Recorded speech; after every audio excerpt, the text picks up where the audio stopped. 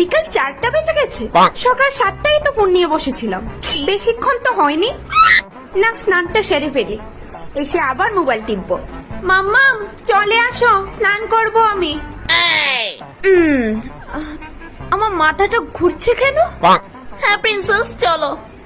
ও মাই god, ও মাই god, Oh no! প্রিন্সেসের daddy.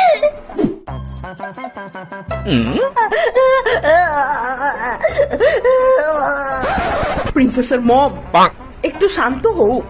না হানি, আমি পারছি না তো, আমি জাস্ট পারছি না শান্ত হতে। শুনুন, চিন্তার বিষয় নেই, সামান্য একটু মাথা ঘুরিয়েছে। তো এমন কি করলে ওর মাথা আর জীবনও ঘুরবে না? আপনি টাকার চিন্তা করবেন না, আমরা অনেক ধনী, আপনাকেও কিনে নিতে পারবো। দেখুন ম্যাম, ও সারাদিন বাড়িতে বসে বসে খায়, শরীরের নাড়াচাড়া নেই, মাথা ঘোরাটাই তো স্বাভাবিক, তাই না? তো আমি আমার প্রিন্সেসকে দিয়ে কাজ করাবো নাকি? হ্যাঁ আপনি কি বলছেন? দেখুন, হতে পারে ও আপনার প্রিন্সেস, কিন্তু আমিও একজন ডক্টর, আমার যা বলেছিল তা আমি বলে দিয়েছি, বাকিটা আপনাদের দুজনের ব্যাপার। অন্য কোনো উপায়? আশ্চর্য, আপনি ওকে ঘরের কোনো ছোটখাটো কাজও দিতে পারবেন না? না না, ঠিক আছে ঠিক আছে, করবে করবে। হানি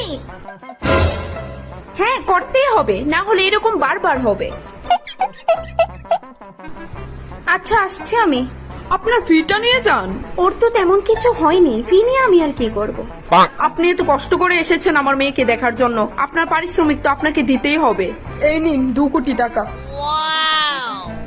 আচ্ছা, আপনি এত খুশি হয়ে দিচ্ছেন যখন, ধন্যবাদ আপনার, আসছি।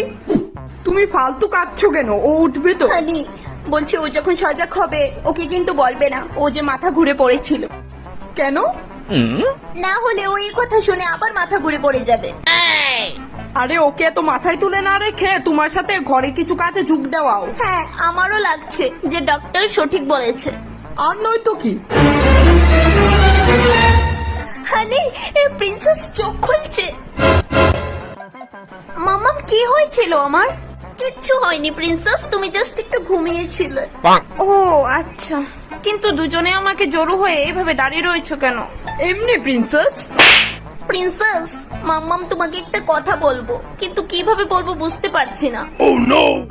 আরে বলো না ওকে, তুমি ওর মা হয়ে ঘাবড়াচ্ছ কেন? ওর ভালোর জন্যই তো বলবে, তুমি বলো। হ্যাঁ মাম্মাম, বলো কি বলবে। বলছি এখন থেকে তুমি নিজে নিজে ভাত খাবে, নিজে নিজে স্নান করবে, আর হাগার পর নিজে নিজে হচু দেবে। কেন মাম্মাম, এরকম করে কেন বলছো? আমি কি কিছু করেছি? তাছাড়া আমি তো নিজের হাতে ভাত খেতে পারি না মাম্মা, আর না নিজের হাতে হোঁচট দিতে পারি।